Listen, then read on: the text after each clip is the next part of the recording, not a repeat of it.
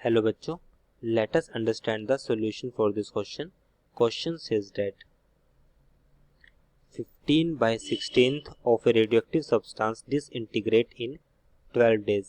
What is the half-life period of radioactive substance? How much more time will it take for the remaining amount of a radioactive substance to reduce 1/32th of reduced amount?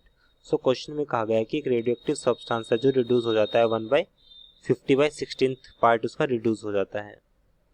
तो अगर ऐसा होगा तो 12 days में तो मुझे इसमें half life period निकालना है और कितना पार्ट रिड्यूस हुआ ये मुझे बताना है। सो फर्स्ट हम इसमें जो की कंसेप्ट हम यहाँ पर यूज़ करेंगे उसको हम यहाँ पर यूज़ करते हैं। फर्स्ट हम यहाँ पर यूज़ कर सकते हैं की कंसेप्ट में कि जो सब्सटेंस है हमारे पास वो रिड्यूस हुआ है। सो रिड्यूस हुआ है तो यहाँ पे हम पॉइंट लिख सकते हैं कि हाफ लाइफ पीरियड, जो हाफ लाइफ पीरियड होगा हाफ लाइफ पीरियड के लिए that is t half equals to ln2 divide by lambda, ये हो जाएगा हाफ लाइफ पीरियड।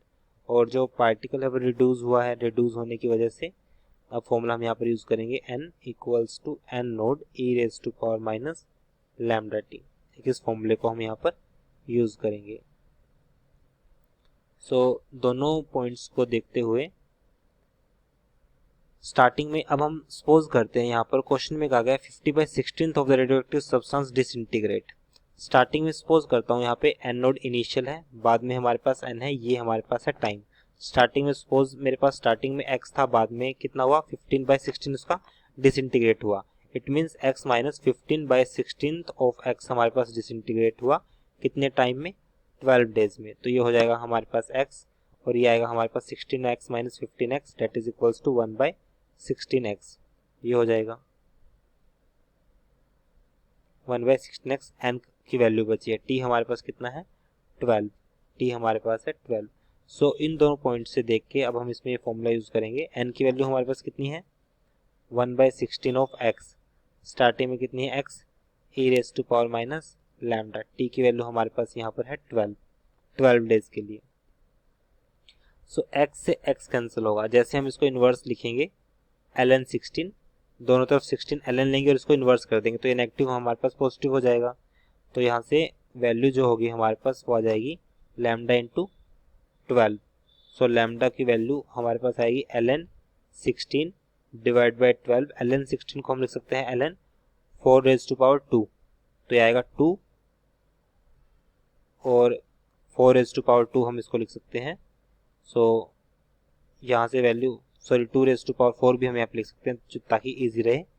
तो ये आएगा 2 raise to power 4, 4 ln 2 divide by 12, तो ये आएगा हमारे पास 3। तो वैल्यू हो जाएगी ln 2 डिवाइड बाई 3 हो जाएगा लैम्डा के लिए, ये लैम्डा आ गया। अब क्वेश्चन के अकॉर्डिंग हमारे पास जो पार्ट है वो 1/32th रिड्यूस हुआ है, 1/32 रिड्यूस हुआ। इट मीन्स n की वैल्यू 1/32th ऑफ x हो जाएगा।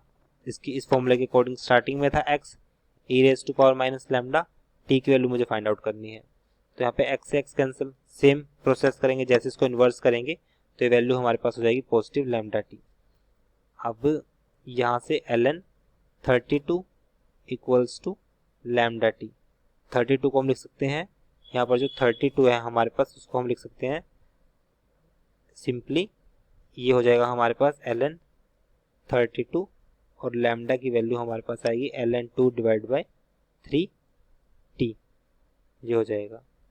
तो अब हम इसको सोल्व करते हैं। सोल्व करने के बाद हमारे पास जो t की वैल्यू आएगी, क्योंकि 32 होगा हमारे पास, अगर हम इसको पार्ट्स में लिखें तो ये आएगा हमारे पास 16, 8, 2 4 ज़ा 8, 2 2 ज़ा 2 रेज टू पावर 5, तो ये लिखेंगे हम 5 ln 2 equals to ln 2 divide by 3t।